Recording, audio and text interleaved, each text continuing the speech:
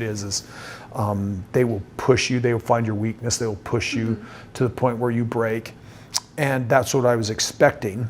And I didn't find it physically. I found my breaking point was.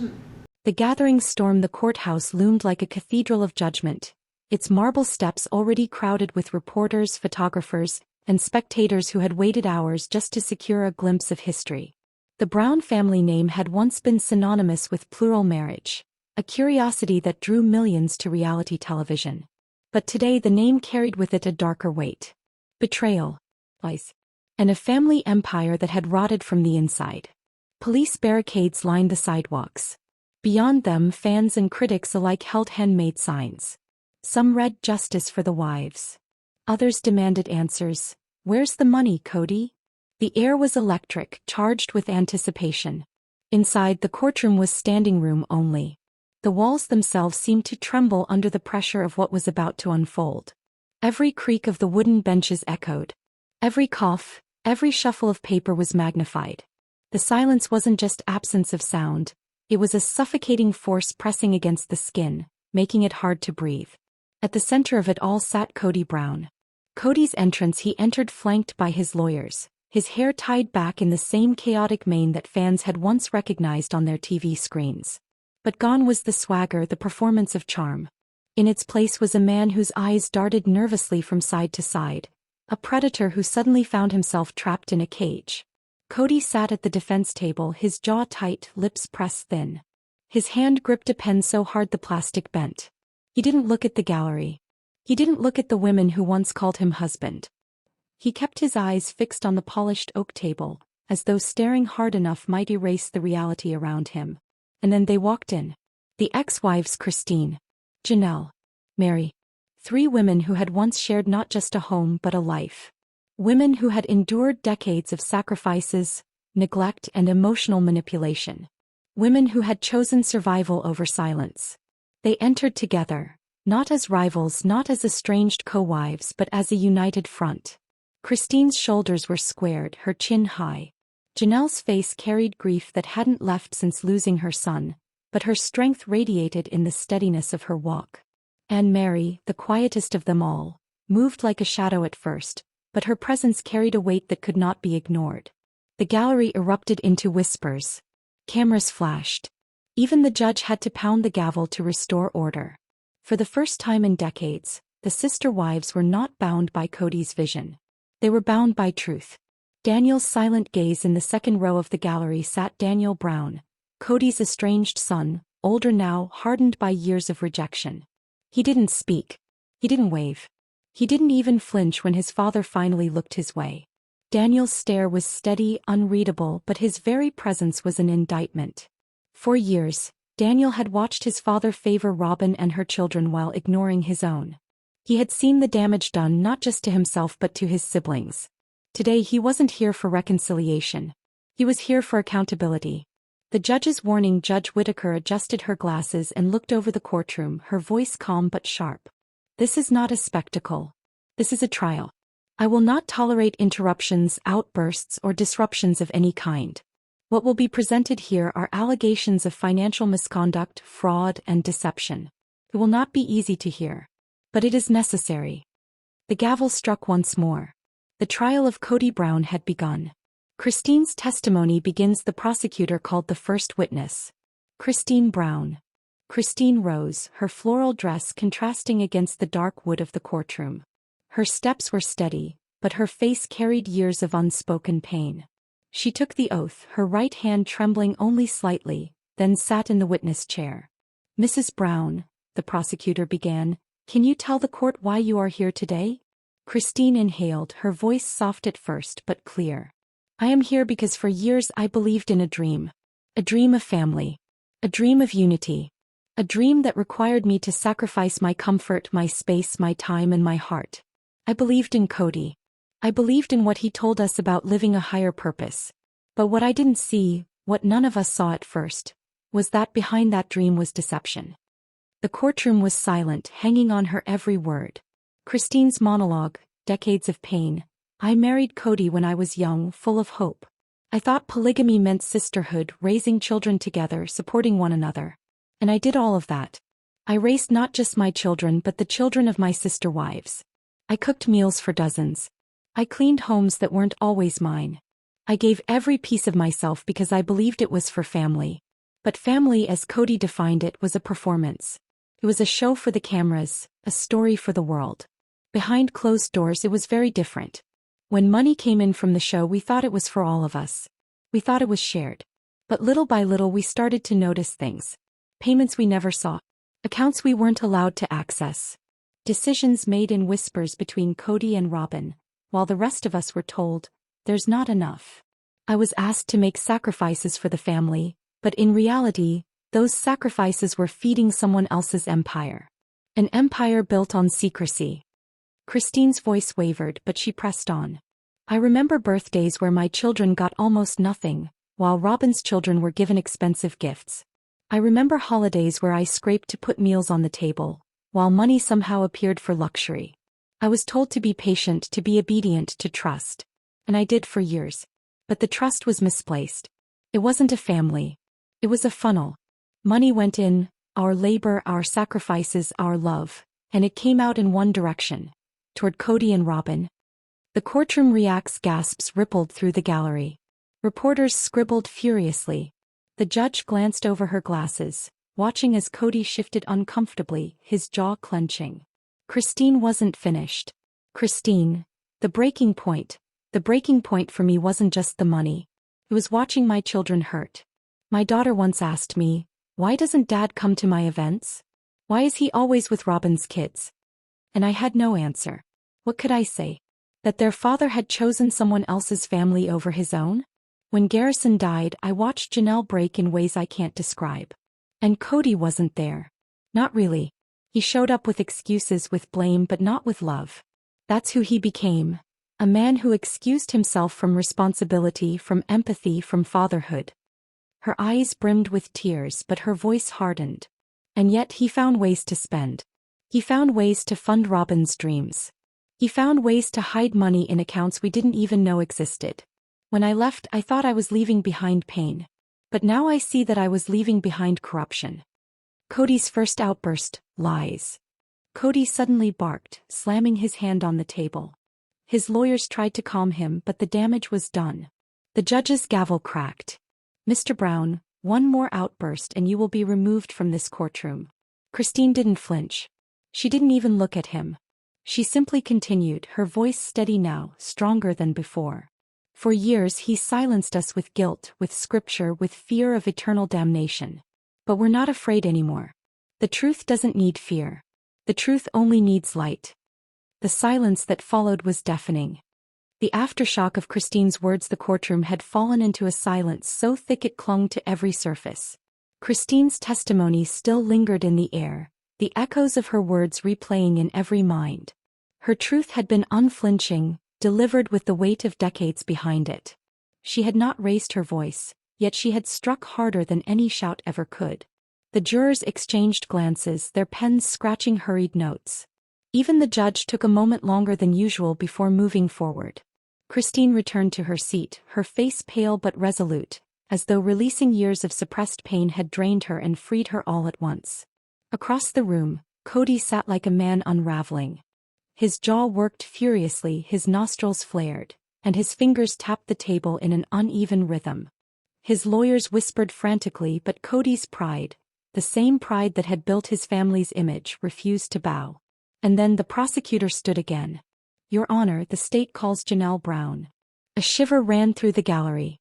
Everyone knew Christine's testimony had been powerful, but Janelle carried a different kind of truth, one bound to the rawest wound of all, the loss of her son. Janelle's walk to the stand. Janelle rose slowly, her hands clasped in front of her. She wore no bright colors, only muted tones, as if her very clothing carried the weight of mourning. The gallery watched in silence as she walked to the witness stand. Each step seemed heavier than the last. When she placed her hand on the Bible to swear her oath, her voice was steady, but her eyes betrayed sleepless nights, endless tears, and a grief still fresh enough to bleed. She sat, folded her hands in her lap, and looked directly at the prosecutor. Mrs. Brown, the prosecutor began gently, why are you here today? Janelle paused. The silence stretched so long it felt unbearable. And then she spoke. Janelle's monologue, grief and betrayal. I am here because my son is gone. And I can't bring him back. But I can tell the truth about why he was hurting and why so much of what we lived through was not what it seemed. Her voice quivered, but she did not falter. For years I believed in Kody's dream of family. I worked harder than anyone could imagine. I worked outside the home to bring in income. I worked inside the home to raise my children and sometimes the children of others. I budgeted. I sacrificed. I believed in something bigger than myself. But my sacrifices and my children's sacrifices were never equal to what Robyn and her children received. Kody's love, his time, his money, his attention, it flowed one way. And my kids noticed. They lived with the ache of being second place. Of being invisible. And Garrison, he carried that ache the heaviest. Her voice cracked and she paused, pressing a trembling hand to her mouth. The courtroom was motionless. Even Kody froze, his eyes locked on her, a flicker of something, fear, guilt, anger, crossing his face.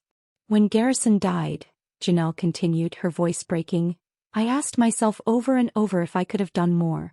If I could have shielded him from the pain of rejection. From the weight of a father who only showed up when cameras were rolling, or when it suited his image.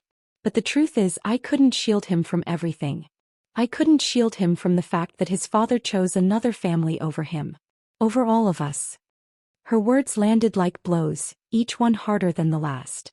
The financial evidence. The prosecutor stepped closer, his tone shifting. Mrs. Brown, did you ever notice irregularities in the family's finances? Janelle nodded slowly. Yes, we all did. We were told the family was broke. That there wasn't enough to pay for college for our kids. That we had to tighten our belts. But somehow there was always money for Robyn's house. For her shopping. For private schooling for her kids. I asked questions. I begged for transparency. But every time Kody would tell me I was being disloyal. That questioning him was questioning God. And so I stayed quiet. For too long. The prosecutor handed her a folder. Can you identify this document? Janelle opened it, scanning the pages. Her eyes widened slightly. This is an account I never knew existed. An account in Kody's name and Robyn's. The jurors leaned forward. Mrs. Brown, the prosecutor pressed, did you or any of the other wives have access to this account? Janelle shook her head firmly. No, never. And yet, this account received deposits directly from the show. Payments we were told were divided evenly. But they weren't. They went here. She tapped the page with trembling fingers. The courtroom shifts, gasps filled the air. Reporters scribbled furiously. Christine closed her eyes, nodding slowly as if finally vindicated. Meri covered her mouth with one hand, her eyes brimming with tears. And Kody slammed his pen down so hard it snapped in two. His lawyer grabbed his arm, whispering harshly, but Kody's fury burned through his mask of control. This is twisted, he shouted. This is exaggeration. I provided for all of you. Everything I did was for this family. The judge's gavel cracked. Mr. Brown, this is your final warning. One more outburst and you will be removed from these proceedings. But the damage was done. The jury had seen it. The anger, the lack of control, the flash of entitlement. Janelle's breaking point. Janelle looked directly at Kody now, her voice rising for the first time. You didn't provide for us, Kody. You controlled us. You told us where to live, how to spend, who to trust. You demanded loyalty while giving nothing in return. You watched as our children struggled, as they cried out for your love, and you turned away. And now the truth is in front of everyone. The money you told us didn't exist was sitting in secret accounts. Accounts you and Robyn hid while we scraped by. Accounts that could have helped our children, saved our homes, given us dignity. But you chose lies over love. Boys. Tears streamed down her face now, but her words carried the strength of a mother who had lost everything and had nothing left to fear.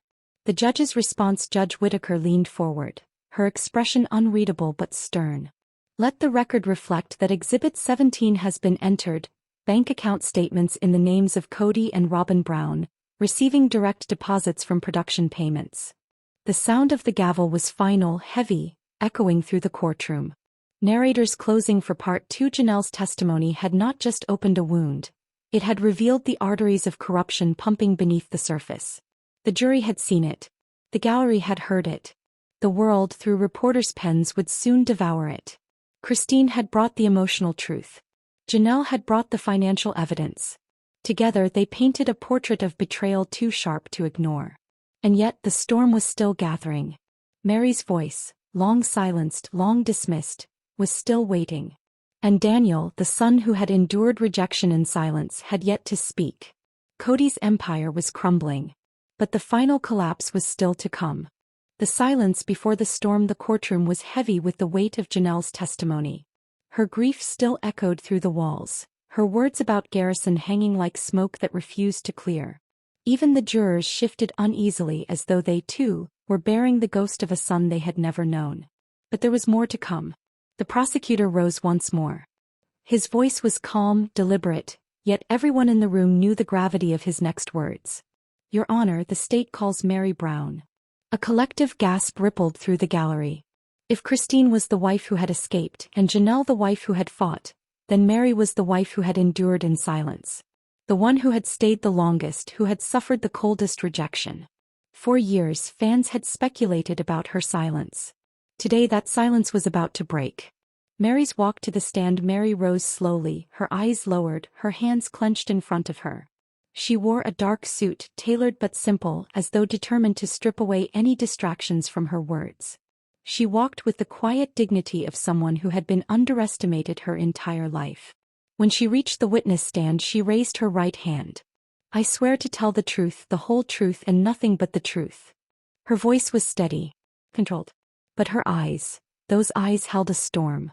She sat, adjusted the microphone, and for the first time in years, looked directly at Kody. He flinched. "The opening question, Mrs. Brown," the prosecutor began softly, "can you explain why you chose to testify today?" Meri took a breath, her fingers tightening around each other. "I chose to testify because for decades I was silent. I stayed when I should have left. I believed loyalty meant swallowing pain.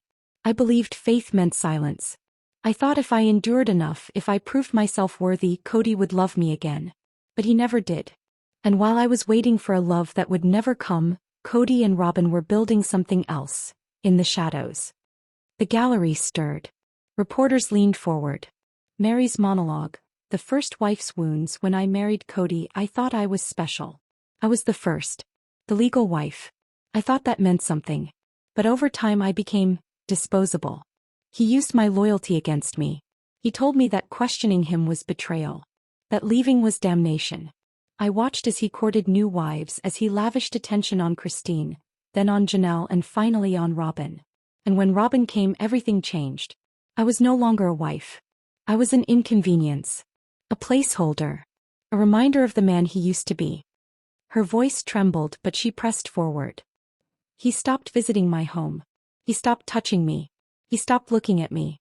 For years I lived in silence, clinging to scraps of attention because I didn't want to be the one who failed the family. I didn't want to be the one who left. But while I was enduring rejection, Kody and Robin were building secrets. Secrets I wasn't supposed to know. Secrets that cut deeper than even his rejection." The prosecutor guides her. "What kind of secrets, Mrs. Brown?" Meri reached into a folder on the stand. She unfolded a piece of paper, her hands trembling slightly. "This," she said, holding it up, "is a contract. A contract between TLC and Robin Brown. Not Kody. Not the family. Robin." The room erupted. Reporters' pens flew across pages. Jurors' heads snapped up. Even the judge looked startled. "Order." The judge barked, gavel striking. "Order in the courtroom." When the noise settled, Meri continued.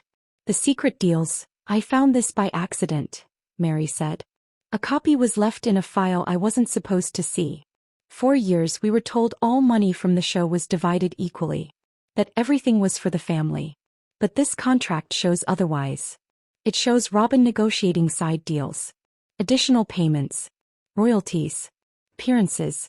Money that never touched the family account, because it went directly to her." Her voice cracked, but her anger sharpened it. "And Kody knew. He helped her. He signed papers to funnel money into accounts only they had access to. Accounts we never saw.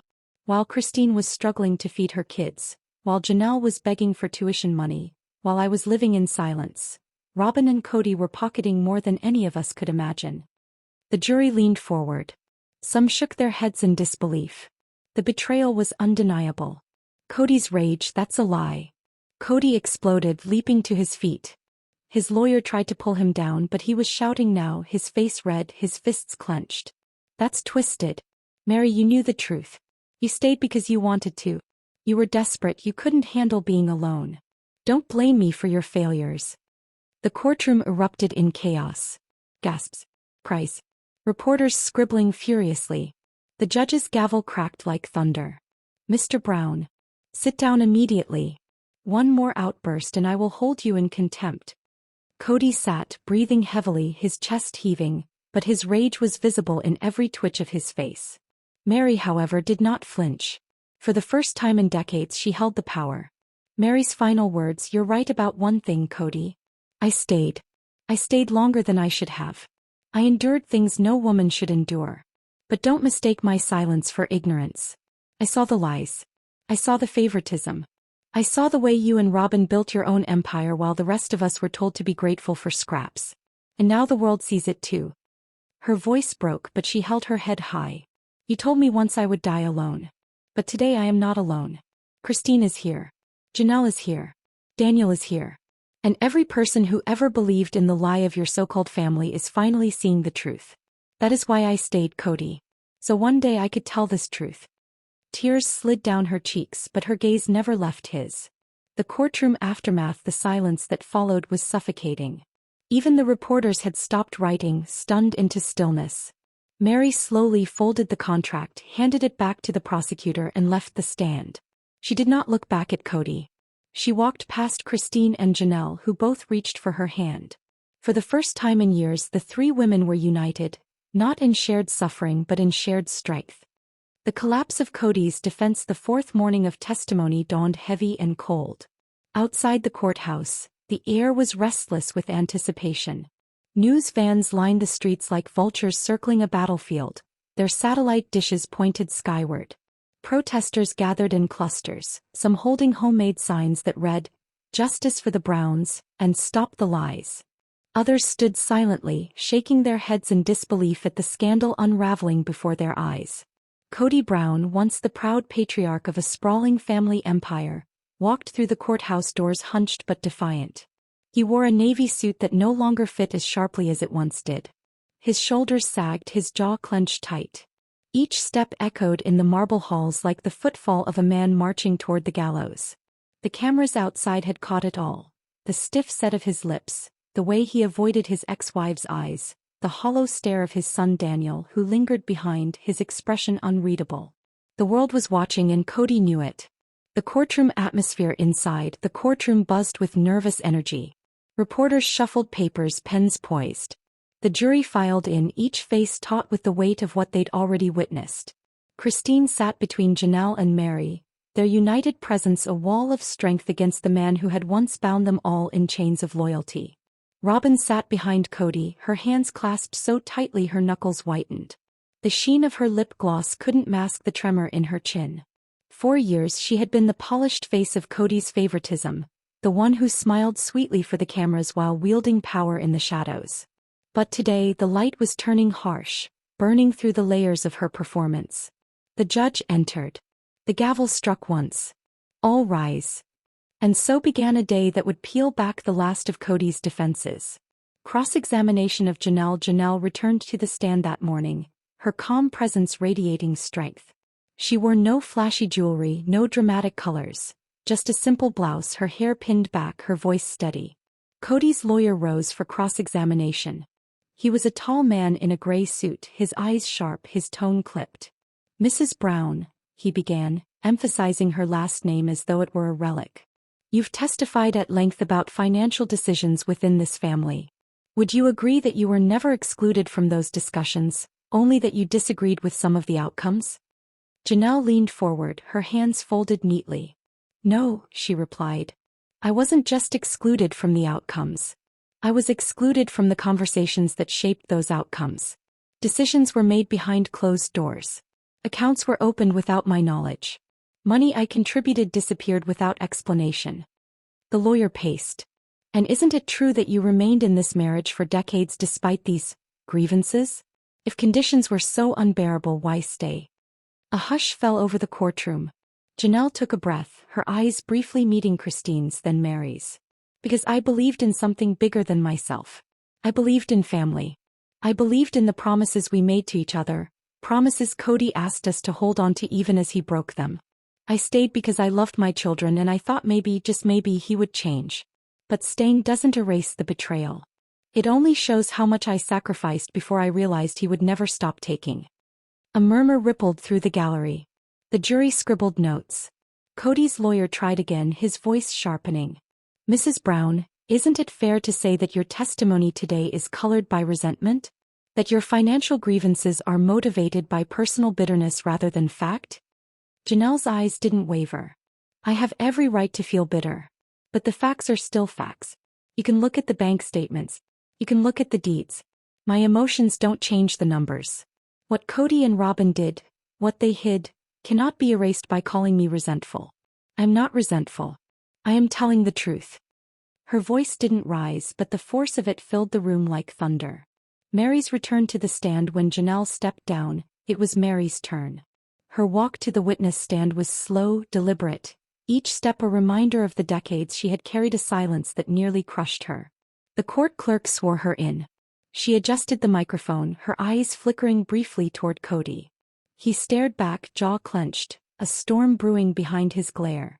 Meri's voice was quiet at first. I loved Kody. I trusted him with my life. I gave him my loyalty even when he made me feel invisible.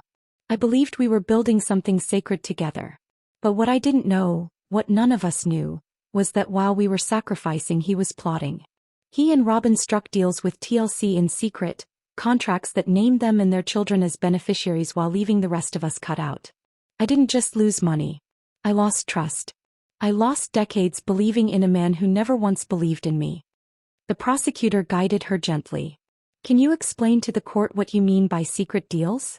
Meri nodded, her throat tightening. I found out through a producer. He thought I already knew.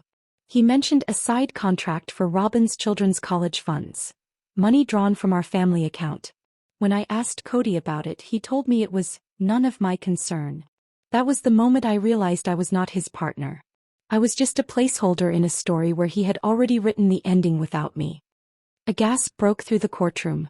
Christine's eyes filled with tears. Janelle placed a hand over her mouth, and even the judge looked momentarily stunned. Kody shifted angrily in his seat, his face reddening. Meri's voice grew steadier, stronger. He told me once that love should be unconditional. But his love always came with conditions. Obedience. Silence. Blind loyalty. I gave all three and it still wasn't enough. And now, standing here, I realize it never would have been. Her words cut like glass. Robin called as witness, then came the moment the courtroom had been waiting for. Mrs. Robin Brown, the bailiff called. The gallery stirred. Reporters leaned forward. Even the jurors' pens hovered above their notebooks, ready. Robin rose from her seat behind Kody, smoothing her skirt with trembling hands. Her face was pale, but her eyes glistened as if rehearsed. She walked to the stand with a careful blend of fragility and poise, her every step calculated. After swearing in, she dabbed at her eyes with a tissue.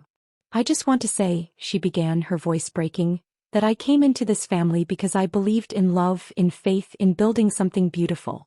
I never wanted to cause division. I never wanted anyone to feel left out. The prosecutor wasted no time. Mrs. Brown, can you confirm whether accounts were opened under your name and Kody Brown's name exclusively, excluding the other wives? Robin shifted uncomfortably. I don't remember all the details. We were just trying to make things manageable. Sometimes accounts were opened for practical reasons. The prosecutor pressed harder. Practical reasons that excluded 3 wives and included only you? Robin's lip trembled. She looked toward Kody as if for reassurance, but he stared straight ahead, offering nothing. I didn't know, she whispered. Kody handled most of that. I trusted him. But then the prosecutor slid a stack of documents onto the evidence table. Bank records. Transfers. Signatures. Every page stamped with her name alongside Kody's. The room gasped. Janelle Brown's testimony. The bookkeeper unleashed. The courtroom felt unusually still that morning, as if every person inside sensed a storm was about to break. Cameras clicked softly, jurors shifted uneasily in their seats, and the gallery murmured in low, anticipatory whispers. At the center of it all, Janelle Brown, once quiet, composed, and ever loyal, rose from her seat. Her folder clutched tightly in her hands. She carried with her more than papers and spreadsheets. She carried years of silent observation, of quiet sacrifice, and the burden of truths that had been deliberately hidden from her. "Mrs. Brown," the prosecutor began, her voice calm but cutting through the tension like a scalpel, "how long have you managed or reviewed the Brown family's financial records?" Janelle inhaled, her eyes steady, her voice carrying the weight of years of meticulous diligence. "Since 2006, she said, voice unwavering. "I began when we opened the family account for household expenses. Later, I handled all our Kody past transactions." A faint ripple of acknowledgement ran through the courtroom. A juror whispered something, quickly hushed by a sharp glance from the judge. The gallery sensed this was no ordinary testimony. "So," the prosecutor leaned forward slightly, "you were the family's unofficial financial manager?" "Yes," Janelle said with a faint ironic smile. "Because no one else wanted to deal with the spreadsheets." Light laughter fluttered across the room, but it died immediately under the judge's stern gaze. Silence returned. The tension was palpable. "Mrs. Brown," the prosecutor continued, "please tell the court what you discovered when reviewing the family's financial records in 2020. Janelle flipped open the first section of her folder, revealing color-highlighted bank statements. The sunlight caught the edges of the pages, glinting off the meticulously marked columns like daggers pointing toward hidden truths. "In August 2020, Janelle began, "I noticed a discrepancy.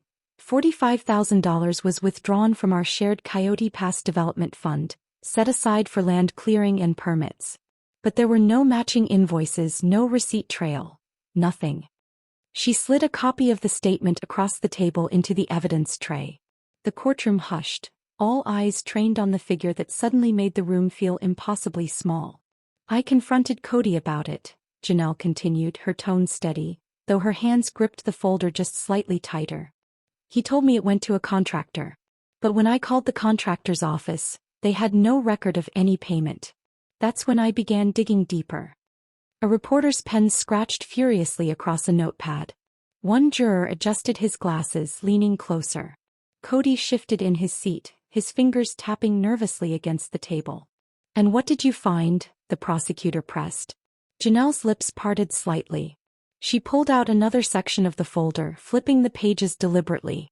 "Over the span of 3 years, I found $380,000 in withdrawals labeled as consulting fees, retainer agreements, and logistical planning, all routed through 3 shell companies." The gallery murmured. Kody's lawyer stood abruptly. "Objection, Your Honor. Assumes facts not in evidence." The judge's gavel struck the podium sharply. "She may proceed. The prosecution will verify these details with documentation." Janelle's gaze didn't waver. She looked at the jury directly, her eyes burning with quiet fury. "Zonza's Fund, Terra Ridge Investments, and Alorn Management. None of these companies exist, at least not in any legitimate registry." A collective gasp rolled through the courtroom. The reality of the discovery settled in like ice. Kody's face paled. Robin's fingers gripped the edge of her seat. The gallery held its breath. "Mrs. Brown, did you approve these transactions?" the prosecutor asked, voice measured. "No," Janelle said, each syllable deliberate. "And when I asked Kody, he said, quote, 'That's above your pay grade, sweetheart.'" The jury exchanged stunned glances. Even the court reporter paused mid-stroke as if processing the enormity of the revelation. "And were you aware of all the accounts from which these funds were withdrawn?" Janelle shook her head. "No. I only knew about one account. The rest I discovered by accident. Robin accidentally left statements in our shared printer tray at the Flagstaff house." Kody jolted in his seat, whispering furiously to his lawyer. Robin's head sank lower, her hands covering her face. The tension was unbearable. "And what was in that statement?" the prosecutor asked, voice steady but charged with anticipation. Janelle's face went ice cold. She flipped to the page. "Transfers from an account called KBB Legacy Holdings. $22,000 here. $19,000 there. All routed to a private P.O. box in Henderson, Nevada. Kody's private box used for his men's grooming business. He never told any of us about it. A bombshell detonated in the courtroom. The judge slammed the gavel. Order. Silence. The room vibrated with the weight of betrayal. Even Kody's attorney looked uneasy, glancing at his client with subtle concern. The prosecutor waited for the murmurs to die. Let the record show Mrs. Brown identified an unauthorized personal account linked to the defendant and found proof of undisclosed business activity connected to it. Mrs. Brown, you mentioned you created a spreadsheet documenting your findings. Is that correct? Yes, Janelle said, pulling a thumb drive from her folder. A bailiff handed it to the clerk, who loaded it onto the courtroom projector. The screen flickered, revealing a massive Excel sheet titled Discrepancy Audit. Brown Family 2018 to 2022. Columns, rows, numbers, $740,000 in untraceable withdrawals, spread across the digital canvas. Janelle's laser pointer cut across the spreadsheet. Nearly $740,000. Funds I cannot trace to any legitimate family need. No housing, no schooling, no medical emergencies. These were clean extractions, surgical in their precision. The jury shifted uneasily. One juror shook her head. Another scribbled rapidly. Kody looked like a man confronting his own mortality, eyes wide, fingers twitching. These columns here, Janelle said, gesturing. Payments to private attorneys, travel expenses to resorts. One transaction labeled J. General assets. A consultancy firm used to shuffle funds across jurisdictions. None legitimate. None accounted for. The courtroom had grown thick with disbelief. The magnitude of the deceit was almost unbearable. Mrs. Brown, the prosecutor asked softly yet with intensity, do you believe Kody Brown intentionally siphoned money from the shared family accounts for personal use and disguised it through shell companies? Yes, Janelle said without hesitation. Absolutely. Do you believe he kept this information hidden from his wives, including you? Yes, she replied. We were never meant to see any of it. Did he ever try to silence you when you asked questions? Janelle paused, gaze dropping briefly before rising with steel in her eyes. He told me I was becoming a liability. That if I didn't stop digging, he'd cut off my access to property funds and isolate me from the rest of the family. Another gasp swept through the gallery. Kody's face drained of color. Jurors shifted uncomfortably, realizing the full scope of control and manipulation. No further questions, the prosecutor said, her tone solemn. The defense attorney rose, adjusting his tie. The courtroom's tension had barely begun to settle when Christine Brown entered. The air shifted immediately. It wasn't just her presence, it was the weight she carried. Years of betrayal, fear, and quiet observation pressed down on her shoulders. She walked with measured steps, her jaw set, a thin manila envelope clutched tightly in her hands. Every eye in the room followed her. Reporters leaned forward, cameras poised. The jury straightened in their seats, sensing that the testimony about to unfold could unmask more than just financial wrongdoing. It could expose the very architecture of deception that had defined the Brown family for decades. Christine paused before the stand. The bailiff swore her in, voice calm and neutral, but the room held its breath in anticipation. Do you swear to tell the truth, the whole truth, and nothing but the truth? I swear, Christine replied, her voice steady, but beneath it simmered years of contained fury. The prosecutor, Alicia Monroe, approached, moving with the quiet precision of someone who knew this testimony could fracture walls. Mrs. Brown, Alicia began, her tone both respectful and firm, how would you describe your final year living in the Brown family home before your departure? Christine exhaled slowly, her eyes flicking across the courtroom as if measuring the impact of her words. Controlled. Cold. A murmur spread through the gallery. The jurors leaned forward. Kody sat stiffly, hands clenched, eyes darting between his ex-wife and the prosecutor. He had known Christine's words would be precise, calculated, but perhaps not this piercing. And did Mr. Brown inform you of any financial shifts occurring in that time? Any movements of funds from your joint property? Christine shook her head, folding her hands carefully. No. He barely spoke to me except when cameras were rolling. Everything was orchestrated to appear normal, cooperative. But it wasn't. Alicia moved closer to the evidence cart, retrieving a document and sliding it toward Christine. You still had access to certain family statements, correct? Christine nodded. Yes, because I was still technically co-owner of one of our development parcels in Coyote Pass. That's when I noticed things didn't add up. She reached for the envelope, carefully handing highlighted documents to the court clerk. The screen projected the first of several pages. The courtroom went silent, every gaze fixed on the evidence. This payment here, Christine said, pointing to a $34,000 charge supposedly for clearing brush and trees on the upper lot, never happened. I drove by that property every single day. The lot looked exactly the same 6 months later. Brush, trees, everything untouched. Alicia stepped back, letting Christine guide the narrative. What did you do next? Christine's fingers trembled ever so slightly as she lifted the next page. I called the company listed on the invoice. They had no knowledge of the project, never received a work order, and had never been paid. Gasps rippled across the courtroom. One juror whispered almost inaudibly, "This can't be real." I continued digging, Christine said, her voice now steady, commanding. 2 more payments to companies that don't exist. I traced addresses back to post office boxes rented under aliases. One name on a lease form matched Thomas Keller, the same name Meri had warned us about in her letter years ago. The judge slammed the gavel. Order. But even the strike couldn't erase the shock radiating through the room. Christine turned her gaze to the jury. I didn't want to believe it. Maybe it was an error, I thought. But then I found an old laptop Kody kept hidden in a storage room. He told me not to touch it, said it contained tax files and legal documents. I opened it anyway. The gallery leaned in. The courtroom seemed to shrink around her words. What did you find? Alicia asked, voice low, almost reverential. Christine held up a printed email, letting the court absorb its weight. Emails. Tons of them. Correspondence with banks, instructions to wire money, notes about keeping accounts quiet in case one of the wives wakes up. Those were his exact words. Keep quiet, avoid legal friction, remove Christine from accounts. The jury's reaction was instantaneous. Murmurs surged through the room. Kody Brown's hands tightened on the table, jaw clenched. His lawyer whispered urgently, but Kody didn't respond. He couldn't. Each piece of evidence was another nail in the coffin of the empire he had built with manipulation, deception, and control.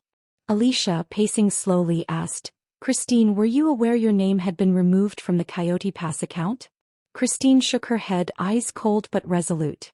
Not until months after I left. By then the damage was done. The courtroom absorbed the weight of her statement.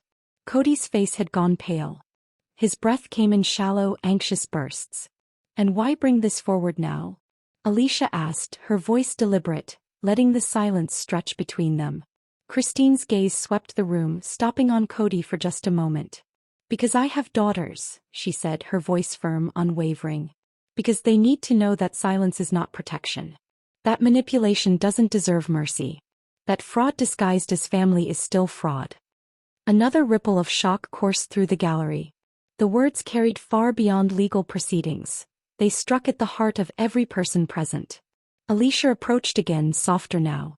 Did Mr. Brown ever threaten you when you began asking questions? Christine's voice was almost a whisper. Not with words, but with isolation. He cut off contact with my kids. Told them I was dramatic, unstable, mentally unwell. He weaponized my emotions against me, tried to erase me from the narrative. The defense attorney barked. Objection. Speculation. Overruled, the judge said sharply. The witness is describing her experience. Christine held the room with her eyes. In my opinion, there was deliberate intent to conceal assets and deceive me. From the moment we started investing in Coyote Pass, he was already carving out his escape. Every financial move was orchestrated to hide money, remove accountability, and secure control. Alicia nodded, stepping back. No further questions. The defense attorney rose, faltering slightly. Mrs. Brown, you admit to opening a private laptop without consent. Isn't that an invasion of privacy? Christine's eyes flared, steady and fierce.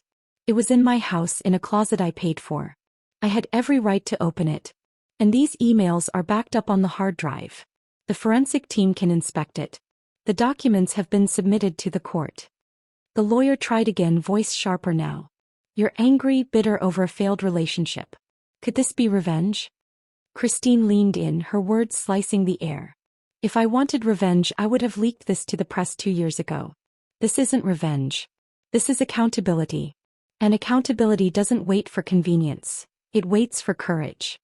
She stepped down from the stand, shoulders straight, eyes proud, passing Kody without a glance. He remained frozen, a statue trapped by the enormity of his exposure. The courtroom was heavy with anticipation as Robin Brown approached the stand. Every step seemed measured, deliberate, but beneath her composed exterior trembled the weight of years of fear, manipulation, and suppressed truth. Unlike Janelle and Christine, Robin had remained legally married to Kody, the last living link of the empire he had built. She carried with her not just documents, but a story of control and betrayal that would shake the courtroom to its core. The bailiff's voice was calm as ever. Do you swear to tell the truth, the whole truth, and nothing but the truth? I do, Robin whispered, her voice low but unwavering. Kody sat at the defense table, eyes fixed on her. Once charming, commanding, confident, he now appeared fragile under the weight of scrutiny. His fingers drummed nervously on the table. The energy in the courtroom shifted, anticipation, tension, fear, and raw curiosity mingling in the air. Alicia Monroe approached with the poise of someone who knew the testimony would shatter illusions. Mrs. Brown, she began, you are the only wife still legally married to Mr. Brown, correct? Yes, Robin replied softly. Since 2014, you've had joint legal access to multiple shared family assets, including Coyote Pass? Yes, Robin nodded. Her fingers twitched slightly at her sides. Can you describe the level of transparency you had with Mr. Brown regarding financial records? Robin hesitated. Her eyes flicked briefly toward Kody, then away. He handled most of the finances. I trusted him. I didn't ask many questions. And when you did ask? Alicia's voice was gentle, coaxing the truth out. Robin's lips quivered. He'd tell me not to worry. That it was complicated. That he had it under control. Alicia's brow arched. Did you ever see documents, bank statements, checks, or emails that confused or concerned you? A long silence followed. Kody's jaw tightened. His hands curled into fists. Finally, Robin spoke. Yes. There were things I didn't understand. But I didn't want to believe they were wrong. Can you elaborate? Alicia pressed, voice calm but insistent. Robin drew in a breath, almost as if gathering courage from years of repression. I saw a check for $17,000 made out to a consulting firm I had never heard of, KB Holdings West. I asked Kody about it. He said it was a real estate strategy group. I searched. No website. No business license. No contact information. Just a P.O. box. The gallery murmured, some shaking their heads in disbelief. Kody's hands fidgeted under the table, betraying his calm facade. And when you questioned him further? Alicia asked softly. Robin's voice faltered slightly. He got angry. Told me I didn't trust him. That if I kept asking questions I'd turn into Meri. A wave of sympathy rippled through the courtroom. Jurors leaned forward, captivated by her vulnerability, her courage. Alicia nodded, stepping closer to the evidence cart. Mrs. Brown, you were recently subpoenaed for internal documents related to Coyote Pass and other Brown family holdings. Did you comply fully? Robin nodded slowly. Yes. In those documents, Alicia continued, holding up a printed spreadsheet, there are multiple entries showing fund transfers from the family account to a private account ending in 3482. An account only your name and Kody's were attached to. Did you authorize these transfers? Robin's head dropped slightly. Her voice was barely audible. No. I didn't even know that account existed until this trial. The courtroom shifted. Kody visibly flinched, a fleeting look of panic crossing his face. Alicia pressed on. Did Mr. Brown ever suggest you sign things you didn't fully understand? Robin's eyes welled with tears. Yes. Real estate documents, trust agreements. He said it was just paperwork about protecting the family. So I signed. Were you ever allowed to review them in detail? No, Robin admitted. He said, don't overthink it, Mrs. Brown. Alicia's tone sharpened. Do you believe now that Kody Brown misled you about the nature of those documents? Robin's eyes closed briefly. A single tear escaped. Yes, I do. Kody buried his face in his hands. The room seemed to pause, the silence echoing with the weight of betrayal. Alicia continued, softly but deliberately. Mrs. Brown, do you believe Kody Brown knowingly used your name to funnel money into accounts you were unaware of? Yes, Robin said, the words firm despite the tremor in her voice. And do you believe he concealed financial decisions from the other wives? Yes. And do you believe he intended to isolate them and consolidate the family's wealth into his own control? Robin's voice was nearly a whisper, but crystal clear in the charged silence. I think that's what he was doing. Alicia stepped back, letting her testimony sink in. The gallery absorbed it in stunned silence. The jurors scribbled furiously. Kody's hands shook imperceptibly. The empire he had maintained with calculated control was crumbling in front of him. The defense attorney rose, attempting to regain composure. Mrs. Brown, you say you didn't know about the documents, but you signed them. How can you be sure they weren't legitimate? Robin's gaze hardened. As I've read them now. They're full of lies, clauses removing other wives from property ownership and handing it to a single beneficiary. Could it have been an error, a misprint? Robin's voice rose slightly, trembling with suppressed anger. Not when it happened 6 times. Not when the legal language is precise, targeted, and consistent. The defense hesitated, then tried another angle. Mrs. Brown, would you describe yourself as loyal to Mr. Brown? Robin's eyes flashed with resolve. I was.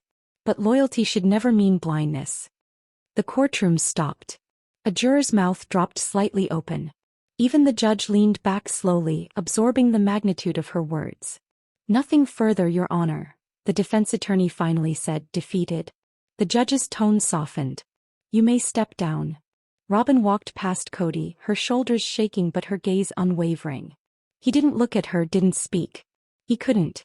Every secret she revealed had become a blade. Every document a weapon. The courtroom felt heavy yet alive with tension. Outside, social media erupted. Robin Brown testifies. Kody used her name without consent. Brown Empire exposed. Inside, Alicia gathered her files. Another domino had fallen. The trio of wives, Janelle, Christine, and Robin, had each delivered testimony that exposed layers of deception, manipulation, and betrayal.